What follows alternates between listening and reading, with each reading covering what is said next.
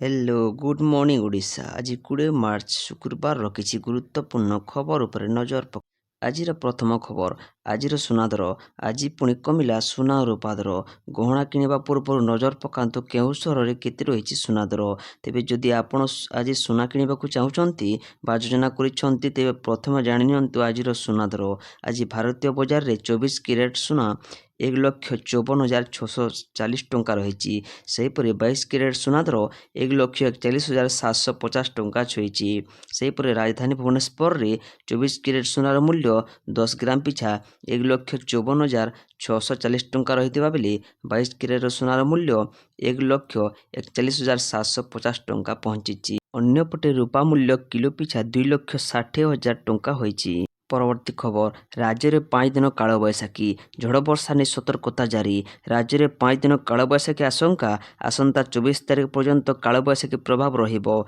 यह प्रभाव में प्रतिदिन राज्यर केतेक अंचल में घड़घड़ी सह वर्षा और स्थाने स्थाने पवन होइपारे तापमात्रा मध्य सामान्य ह्रास पाइबो। आसंता 24 घंटा पर्यंत राज्य में खरार प्रकोप विशेष परिवर्तन संभावना नहीं। यापर दिन तापमात्रा 2 ରୁ 3 डिग्री सेल्सियस कमीपे जहाँकि परवर्ती 5 दिन पर्यंत अपरिवर्तित रहिबो। भुवनेश्वर पाणीपाग केन्द्र पूर्वानुमान अनुसार गुरुवार पुरी खोर्धा नयागढ़ गंजाम गजपति सोनपुर बौद्ध नुआपड़ा बलांगीर कलाहांडी कंधमाल नवरंगपुर रायगड़ा कोरापुट मालकानगिरी बालेश्वर भद्रक जाजपुर केन्द्रापड़ा कटक जगतसिंहपुर मयूरभंज केन्दुझर जिलार गोटे किंबा 2टी स्थान में हालुकार मध्यम धरणर वर्षा किंबा वज्रपात होवार आशंका रही। राज्यर अन्यान्य जिलागुड़िक पाग शुखिला रहिबार संभावना रही। कलाहांडी और नवरंगपुर जिलार विभिन्न स्थान में घड़घड़ी सहित वर्षा होइपारे। कलाहांडी और नवरंगपुर जिलार विभिन्न स्थान में झड़ वर्षार संभावना अच्छी। परवर्ती खबर सीपीटी परीक्षा आवेदन पर समय सीमा वृद्धि यह तारीख जाए करें आवेदन। Common PG entrance test CPT परीक्षा पर आवेदन कर समय सीमा को वृद्धि कर आवेदन समय सीमा को मार्च 22 तारिख पर्यंत वृद्धि कर सीपीटी परीक्षा पर आग्रही छात्र छात्री माने मार्च 22 तारिख रात्रि 11:45 पर्यंत साम्स पोर्टाल को जाई निजर कॉमन एप्लिकेशन फॉर्म पूरण करें।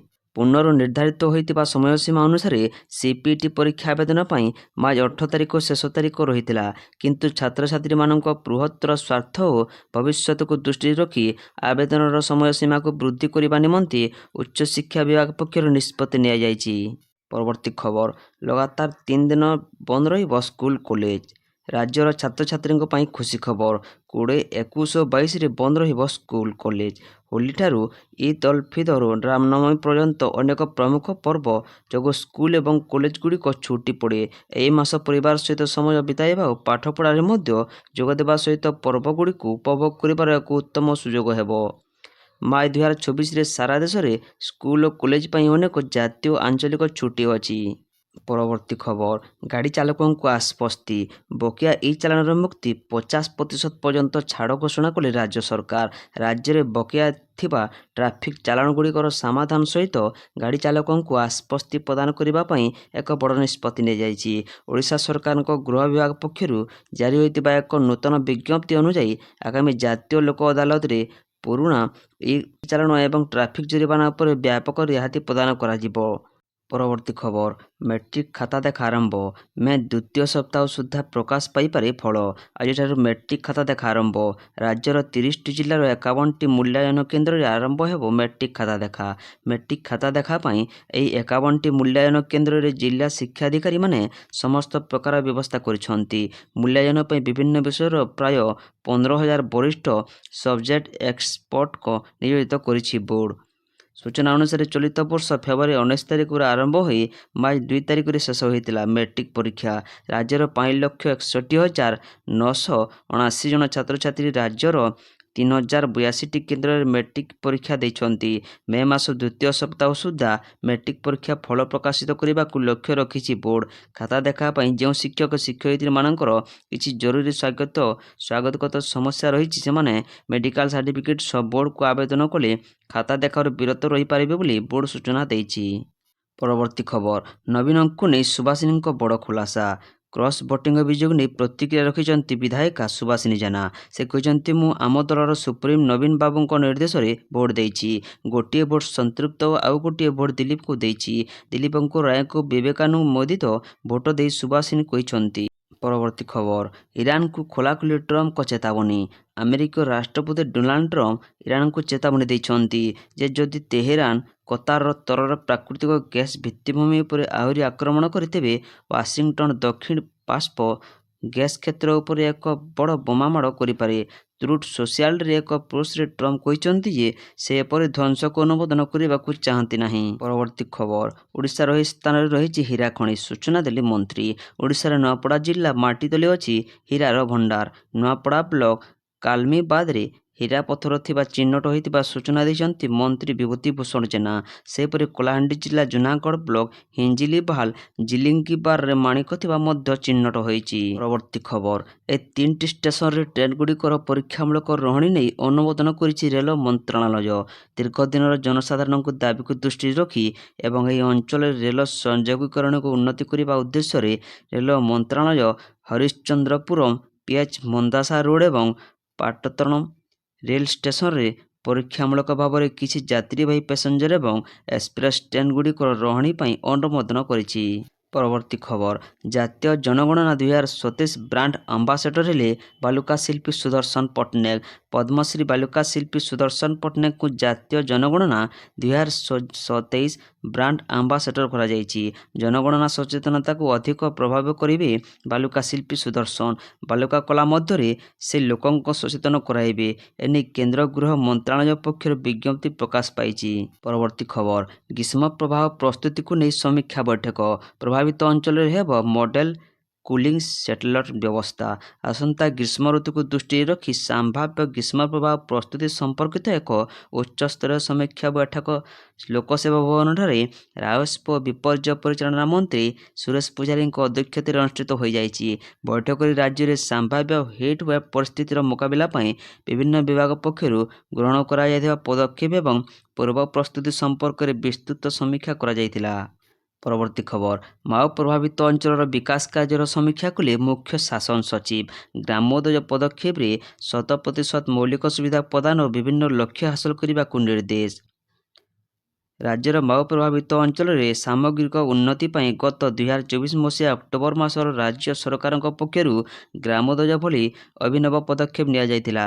ଏହି ପଦକ୍ଷେପରେ ସମ୍ପୃକ୍ତ ଅଞ୍ଚଳର ବିଭିନ୍ନ ବିଭାଗର ଯୋଜନା ଓ କାର୍ଯ୍ୟକ୍ରମ କିପରି କାର୍ଯ୍ୟକାରୀ କରାଯାଉଛି ସେ ସମ୍ପର୍କରେ ମୁଖ୍ୟ ଶାସନ ସଚିବ ଶ୍ରୀମତୀ ଅନୁ ଗର୍ଗ ଆଜି ସମୀକ୍ଷା କରିଛନ୍ତି।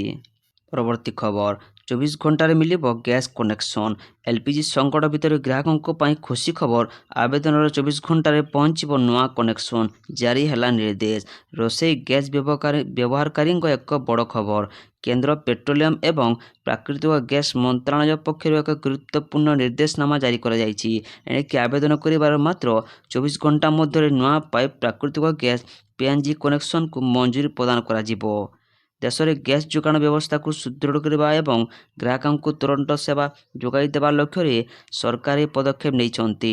ମନ୍ତ୍ରଣାଳୟ ଯୁଗ୍ମ ସଚିବ ସୁଜାତା ଶର୍ମାଙ୍କ ସୂଚନା ଅନୁଯାୟୀ ବର୍ତ୍ତମାନ ଘରୋଇ ପିଏନ୍ଜି ଏବଂ ସିଏନ୍ଜି ଗ୍ରାହକଙ୍କୁ 100% ଗ୍ୟାସ୍ ଯୋଗାଣ କରାଯାଉଛି। ଏଥିସହିତ କମର୍ସିଆଲ ଏଲପିଜି ସିଲିଣ୍ଡର ଯୋଗାଣକୁ ମଧ୍ୟ ଆଂଶିକ ଭାବେ ସ୍ୱାଭାବିକ କରାଯାଇଛି।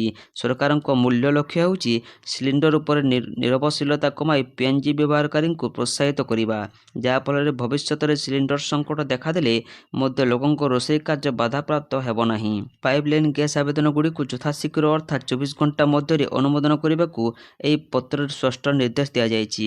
ଏହା ବ୍ୟତୀତ ସିସି ଗ୍ୟାସ୍ ଡିଷ୍ଟ୍ରିବ୍ୟୁସନ ସିଜିଡି ପ୍ରକଳ୍ପଗୁଡ଼ିକୁ ଶୀଘ୍ର କାର୍ଯ୍ୟକାରୀ କରିବା ପାଇଁ ପ୍ରକ୍ରିୟାକୁ ତ୍ୱରାନ୍ୱିତ କରାଯାଇଛି। ପରବର୍ତ୍ତୀ ଖବର, ରାଷ୍ଟ୍ରୀୟ ହିନ୍ଦୁ ନବବର୍ଷର ଶୁଭେଚ୍ଛା ଜଣାଇଲେ କେନ୍ଦ୍ର ଧର୍ମେନ୍ଦ୍ର ପ୍ରଧାନ।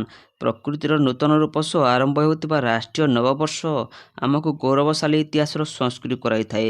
ଯେତେବେଳେ ସମାଜ ନିଜର ସଂସ୍କୃତିକୁ ସମ୍ମାନ ଦିଏ ସେତେବେଳେ ରାଷ୍ଟ୍ର ପରମ ବୈଭବକୁ ପ୍ରାପ୍ତ ହୁଏ। ତେଣୁ ସବୁବେଳେ ନିଜର ସଭ୍ୟତା, ସଂସ୍କୃତି ଓ ଭାଷାକୁ ସମ୍ମାନ ଦେବା ପାଇଁ ଯୁବ ସମାଜକୁ ଆହ୍ୱାନ କରିଛନ୍ତି କେନ୍ଦ୍ର ଶିକ୍ଷାମନ୍ତ୍ରୀ ତଥା ସମ୍ବଲପୁର ସାଂସଦ ଶ୍ରୀ ଧର୍ମେନ୍ଦ୍ର ପ୍ରଧାନ। ପରବର୍ତ୍ତୀ ଖବର, କାୟାକଳ୍ପ ଯୋଜନାରେ ସମ୍ବଲପୁରର 158 ସ୍ୱାସ୍ଥ୍ୟ କେନ୍ଦ୍ରର ଉଲ୍ଲେଖନୀୟ ସଫଳତା। ସମ୍ବଲପୁର ଜିଲ୍ଲାରେ ସ୍ୱାସ୍ଥ୍ୟ ସେବାର ଗୁଣବତ୍ତାର ବୃଦ୍ଧି ପାଇଁ କାୟାକଳ୍ପ ଯୋଜନା ଅଧୀନରେ ବିଭିନ୍ନ ସ୍ୱାସ୍ଥ୍ୟ କେନ୍ଦ୍ର ଉଲ୍ଲେଖନୀୟ ସଫଳତା ଅର୍ଜନ କରିଛନ୍ତି। ଜିଲ୍ଲାର ବିଭିନ୍ନ ବ୍ଲକ ମଧ୍ୟରୁ ବାମ୍ରା ବ୍ଲକରୁ 23ଟି, ଧନକୁଡ଼ାରୁ 11ଟି, ଜମନକିରାରୁ 31ଟି, ଜୁଜୁମରାରୁ 16ଟି, କୁଚିଣ୍ଡାରୁ 26ଟି, ମାନେସ୍ପରରୁ 12ଟି, ନାକ୍ଟିଦେଉଲରୁ 9ଟି ଏବଂ ରେଢ଼ାଖୋଲରୁ 11ଟି ସ୍ୱାସ୍ଥ୍ୟ କେନ୍ଦ୍ର ସଫଳତା ଅର୍ଜନ କରିଥିବା ଜଣାପଡ଼ିଛି। ଏହାସହ ସହରାଞ୍ଚଳ ସ୍ୱାସ୍ଥ୍ୟ ମିଶନର 60ଟି ଉପସ୍ୱାସ୍ଥ୍ୟ କେନ୍ଦ୍ର ଏବଂ ଜିଲ୍ଲା ମୁଖ୍ୟ ଚିକିତ୍ସାଳୟ ମିଶି ସର୍ବମୋଟ 158ଟି କାୟାକଳ୍ପକୁ ପୁରସ୍କାର ଅର୍ଜନ କରିଥିବା ଜଣାପଡ଼ିଛି। ପରବର୍ତ୍ତୀ ଖବର, ଇରାନ ଯୁଦ୍ଧ ଯୋଗୁଁ ଚିନ୍ତାଜନକ ଏଲ୍‌ପିଜିର ସ୍ଥିତି, ସଙ୍କଟକୁ ନେଇ ଭାରତ ସରକାର କହିଲେ, ପଶ୍ଚିମ ଏସିଆରେ ଜାରି ଯୁଦ୍ଧକୁ ପାଖାପାଖି 3 ସପ୍ତାହ ହୋଇସାରିଛି। ଏହି ସଂଘର୍ଷ ବୈଷୟିକ ଶକ୍ତି ସଙ୍କଟ ସୃଷ୍ଟି କରିଛି। ସବୁଠୁ ବଡ଼ ଶକ୍ତି ଆମଦାନୀକାରୀଙ୍କ ମଧ୍ୟରେ ଭାରତ ଗୋଟିଏ ଥିବା ଅଛପା ନାହିଁ। କେନ୍ଦ୍ର ସରକାର ପ୍ରାୟତଃ ପ୍ରତିଦିନ ହିଁ ଲୋକଙ୍କୁ ଶାନ୍ତ ରହିବାକୁ ଅପିଲ କରୁଛନ୍ତି, କିନ୍ତୁ ଜନତାଙ୍କ ମଧ୍ୟରେ ଭୟ ଜାରି ରହିଛି। ଆଜି ମଧ୍ୟ ପେଟ୍ରୋଲିୟମ ମନ୍ତ୍ରଣାଳୟ ପକ୍ଷରୁ କୁହାଯାଇଛି ଯେ ପଶ୍ଚିମ ଏସିଆରେ ଚାଲୁଥିବା ଯୁଦ୍ଧ କାରଣରୁ ଏଲ୍‌ପିଜିର ସ୍ଥିତି ଚିନ୍ତାଜନକ ହୋଇ ରହିଛି। ହେଲେ ବର୍ତ୍ତମାନ ଦେଶରେ ସନ୍ତୋଷଜନକ ମାତ୍ରାରେ ଏଲ୍‌ପିଜି ରହିଛି। କୌଣସି ବି ଡିଷ୍ଟ୍ରିବ୍ୟୁଟରଙ୍କ ଏଠାରେ କୌଣସି ଅଭାବ ପରିଲକ୍ଷିତ ହୋଇନାହିଁ। ଏହା ବ୍ୟତୀତ ଦେଶରେ କ୍ରୁଡ୍ ଅଏଲ୍‌ର ମଧ୍ୟ ପର୍ଯ୍ୟାପ୍ତ ଭଣ୍ଡାର ଅଛି। ଏହାସହ ପେଟ୍ରୋଲ ପମ୍ପ, ଘରୋଇ ପିଏନ୍‌ଜି ଓ ଗାଡ଼ିଗୁଡ଼ିକରେ ବ୍ୟବହୃତ ସିଏନ୍‌ଜିର ସପ୍ଲାଏ ମଧ୍ୟ ନିରନ୍ତର ଜାରି ରହିଛି। ପରବର୍ତ୍ତୀ ଖବର, କାତାର ଗ୍ୟାସ୍ ପ୍ଲାଣ୍ଟ ଉପରେ ଇରାନର ମିସାଇଲ୍ ମାଡ଼, ଜ୍ୱଳୁଛି ପ୍ଲାଣ୍ଟ। ମଧ୍ୟପ୍ରାଚ୍ୟ ଯୁଦ୍ଧ ସମଗ୍ର ବିଶ୍ୱକୁ ପ୍ରଭାବିତ କରୁଛି। ଇରାନ, ଇସ୍ରାଏଲ ଏବଂ ଆମେରିକା ମଧ୍ୟରେ ଜାରି ହୋଇଥିବା ଯୁଦ୍ଧର ପ୍ରଭାବ ଭାରତ ଉପରେ ମଧ୍ୟ ପଡ଼ୁଛି। ଭାରତ ଶକ୍ତି ଉପରେ ନିର୍ଭର କରୁଥିବା ଉର୍ଜା ଦେଶ ଉପରେ ଆଟାକ୍ ହୋଇଛି। କାତାରରେ ଜ୍ୱଳୁଛି gas plant. Qatar gas plant ଉପରେ ଇରାନର ମିସାଇଲ୍ ମାଡ଼। ଇରାନ ସିଧାସଳଖ କାତାର ରାସ୍ ଲାଫାନ ଶିଳ୍ପାଞ୍ଚଳ ଉପରେ କ୍ଷେପଣାସ୍ତ୍ର ମାଡ଼ କରିଛି। ଏଠାରେ ବିଶ୍ୱର ସବୁଠାରୁ ବଡ଼ ପ୍ରାକୃତିକ ଗ୍ୟାସ୍ ଏଲ୍‌ଏନ୍‌ଜି ଉତ୍ପାଦନ କେନ୍ଦ୍ର ରହିଛି। କିଛି ଦିନ ପୂର୍ବରୁ ଇସ୍ରାଏଲ ଇରାନର ସବୁଠାରୁ ବଡ଼ ଗ୍ୟାସ୍ ଫିଲ୍ଡ ସାଉଥ୍ ଫାର୍ସ ଉପରେ ଆକ୍ରମଣ କରିଥିଲା। ଏହାର ଜବାବରେ ଇରାନ କାତାରର ଗ୍ୟାସ୍ ପ୍ଲାଣ୍ଟକୁ ଟାର୍ଗେଟ କରିଛି। କାତାରର ଗ୍ୟାସ୍ ପ୍ଲାଣ୍ଟରେ ଭୟଙ୍କର ଭାବେ ନିଆଁ ଲାଗିଯାଇଛି। ଉତ୍ପାଦନ ବନ୍ଦ ହୋଇଯାଇଛି। ପରବର୍ତ୍ତୀ ଖବର, କ୍ରସ୍ ଭୋଟିଂ ପରେ ବିଧାୟକ ରମେଶ ଜେନାଙ୍କ ବିରୋଧରେ କଂଗ୍ରେସର କଡ଼ା ଆଭିମୁଖ୍ୟ, ହଟିବନି ନିଲମ୍ବନ। ବିଧାୟକ ପଦ ରଦ୍ଦ ନେଇ ବାଚସ୍ପତିଙ୍କୁ ଆବେଦନ କରାଯିବ। ବିନା ରମେଶ ଜେନାରେ ଗଞ୍ଜାମ କଂଗ୍ରେସ ଚାଲିପାରିବ ବୋଲି କହିଛନ୍ତି ପିସିସି ସଭାପତି ଭକ୍ତ ଦାସ। ରାଜ୍ୟସଭା ନିର୍ବାଚନରେ କ୍ରସ୍ ଭୋଟିଂ ପରେ ଗଞ୍ଜାମ କଂଗ୍ରେସର ବଡ଼ ବୈଠକରେ ଆଲୋଚନା ହୋଇଛି। ପରବର୍ତ୍ତୀ ଖବର, ଏଟିଏମ୍‌ରୁ ଟଙ୍କା କଟିବା ବ୍ୟାଙ୍କକୁ ପଡ଼ିଲା ମହଙ୍ଗା। 10,000 ପାଇଁ ଦେଲା 3 ଲକ୍ଷ ଟଙ୍କା କ୍ଷତିପୂରଣ। ଏଟିଏମ୍‌ରୁ ଟଙ୍କା କଟିବା ବ୍ୟାଙ୍କକୁ ପଡ଼ିଲା ମହଙ୍ଗା। 10,000 ଟଙ୍କା ଉଠାଇବାକୁ ଯାଇ ଗ୍ରାହକ ପାଇଲେ 3 ଲକ୍ଷ ଟଙ୍କା। 2017 ଫେବୃଆରୀ 8 ତାରିଖରେ ସୁରଟର ଜଣେ ଗ୍ରାହକ 10,000 ଟଙ୍କା ଉଠାଇବାକୁ ଏଟିଏମ୍‌କୁ ଯାଇଥିଲେ। ହେଲେ ମେସିନ୍‌ରୁ ଟଙ୍କା ବାହାରି ନଥିଲା। ତେବେ ଗ୍ରାହକଙ୍କ ଆକାଉଣ୍ଟରୁ 10,000 ଟଙ୍କା କଟିଯାଇଥିଲା। ଟଙ୍କା କଟିଯିବାରୁ ଗ୍ରାହକ ଜଣକ ବାରମ୍ବାର ବ୍ୟାଙ୍କ ଅଫ୍ ବରୋଦା କାର୍ଯ୍ୟାଳୟକୁ ଦୌଡ଼ିଥିଲେ। କୌଣସି ସୁଫଳ ନ ମିଳିବାରୁ ବାଧ୍ୟ ହୋଇ ରିଜର୍ଭ ବ୍ୟାଙ୍କକୁ ଚିଠି ଲେଖିଲେ। ଏପରିକି ସୂଚନା ଅଧିକାର ଆଇନ ବଳରେ ମିଳିଥିବା ସିସିଟିଭି ଫୁଟେଜ୍ ପ୍ରମାଣ ଭାବେ ଦେଖାଇଲେ। ତେବେ ଟ୍ରାଞ୍ଜାକ୍ସନ୍ ସଫଳ ହୋଇଥିବା କହି ବ୍ୟାଙ୍କ ତାଙ୍କ ଅନୁରୋଧ ଏଡ଼ାଇ ଯାଇଥିଲେ। ଫଳରେ ସୁରଟ ଖାଉଟି ଅଦାଲତଙ୍କ ଦ୍ୱାରସ୍ଥ ହୋଇଥିଲେ ଗ୍ରାହକ। ଅଦାଲତ ଏହି ମାମଲାର ବିଚାର କରି ବ୍ୟାଙ୍କ ବିରୋଧରେ କଠୋର ଆଭିମୁଖ୍ୟ ଗ୍ରହଣ କରିଛନ୍ତି। ବ୍ୟାଙ୍କ ଅଫ୍ ବରୋଦାକୁ ଗ୍ରାହକଙ୍କୁ 3,28,800 ଟଙ୍କା କ୍ଷତିପୂରଣ ଦେବାକୁ ଅଦାଲତ ନିର୍ଦ୍ଦେଶ ଦେଇଛନ୍ତି। ଏହା ସହିତ ମୂଳ 10,000 ଟଙ୍କା ଉପରେ ମଧ୍ୟ 9% ସୁଧ ଦେବାକୁ ନିର୍ଦ୍ଦେଶ ଦେଇଛନ୍ତି।